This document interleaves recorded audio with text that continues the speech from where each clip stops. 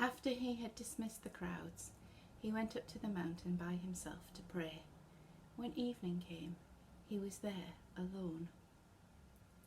So we hear in our gospel about Jesus taking time out to be by himself and to experience some time alone with him and God.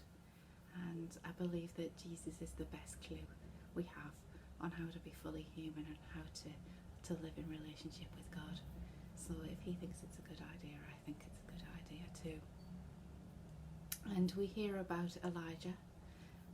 Elijah isn't off on retreat because he thinks it would be nice. He's in hiding and he's in fear for his life. But he has an experience there, alone, that God is there in the silence, that God meets him there and empowers him to do the things that he's called to, empowers him to go out into the world again. And we thought it would be nice for me to take a turn in this preaching series before I go off to Durham to train for the priesthood, because this is about that deeper prayer, that reflective prayer, and my job for the last 6 years has been helping people to do that.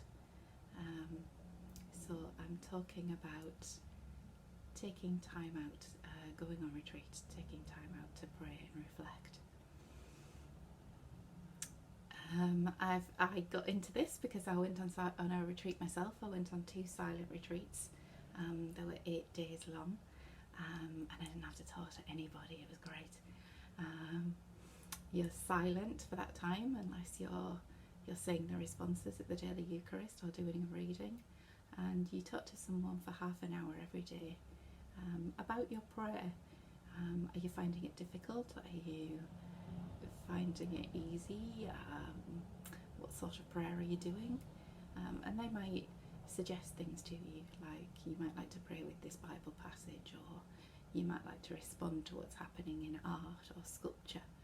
And I loved these experiences. I found that they brought me an awful lot closer to God and to the Jesus who I meet in prayer. So yes, I loved doing that. So I decided to train as a prayer guide, as the person who does this listening and suggesting and helping. And I've been involved in quite a few retreats in daily life. So in a retreat in daily life, you wouldn't have to go anywhere if you don't fancy 8 days of silence. And not everyone can do 8 days of silence. You know, I could, because my work paid for me to be there and gave me that time, and that was an enormous privilege to have. So some people do retreats in daily life, and the ones I've been involved with, I've been with university students. So they're sleeping in their own beds, they're eating their own food, they're going to lectures, but they commit to half an hour's prayer every day and half an hour's talking to a prayer guide every day.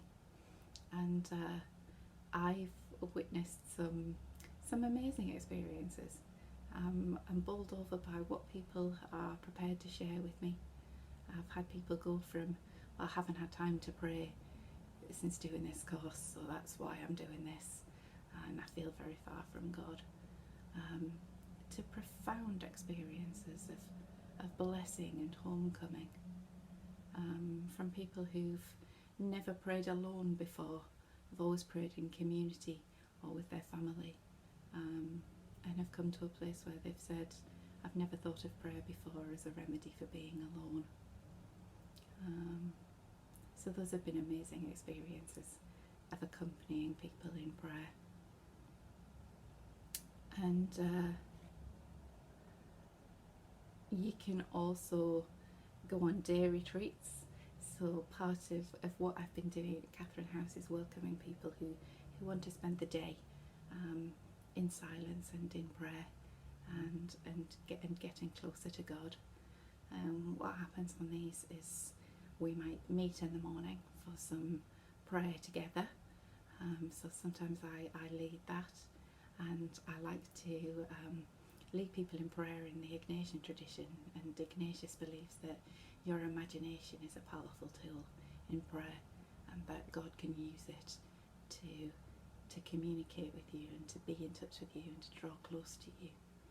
So I might lead a meditation where a person is present in a Bible story. So what does it feel like to be on this boat in this storm? Can you feel the wind and the waves, and what does it smell like out on the lake catching fish? How does it feel to see Jesus grasp Peter from the water? What does it feel like in that still space that he creates afterwards? If you were on that boat and you turned to Jesus, what would you want to say to him? And what would he say to you? And in my experience, he turns up to those moments.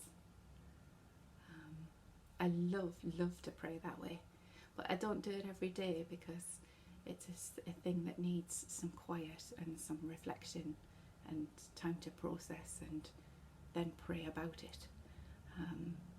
So people might then spend some time journaling or responding to the prayer in art or looking at some pictures or poetry that I've put together for them. And after lunch we would meet again and maybe pray with a Bible passage. More about that in 2 weeks' time. So watch this space. And one of my absolute favourite things about my work is that time at the end of a retreat where we gather people together. And I have this candle glass that I give to people, and the rules are when they're holding it they don't have to share anything, they don't have to say anything if they don't want to, but the group holds that person in prayer and prays for them, and if they do want to they can share something of what's happened in the retreat in their prayer. And I've seen people articulate very powerfully that experiences of healing, of things that have always been a knot within them that have started to unravel because they've had the time to bring that in prayer. And I've seen people arrive for these days all stressed out and angry, and leave with their shoulders different, their whole posture different, because they've spent the time unraveling whatever it is between them and God. I think the Spirit does amazing things with the silence that we make available.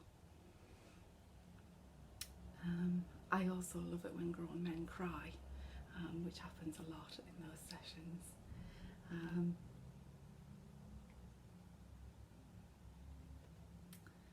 You don't have to go to a place. A lot of my colleagues and friends have been providing retreats in daily life through the computer. People have found the space in their own homes to pray, and have talked to a prayer guide using Zoom, and I think that's going to be something of the future. So I believe, of course I believe, that God is with us in the day-to-day. God is present to us in the earthquake and the wind and the fire and the storms of our lives. But I also know from my own experience and the experience of others that God works powerfully in the silence to draw us into relationship. And I recommend that for you, and I want it for you.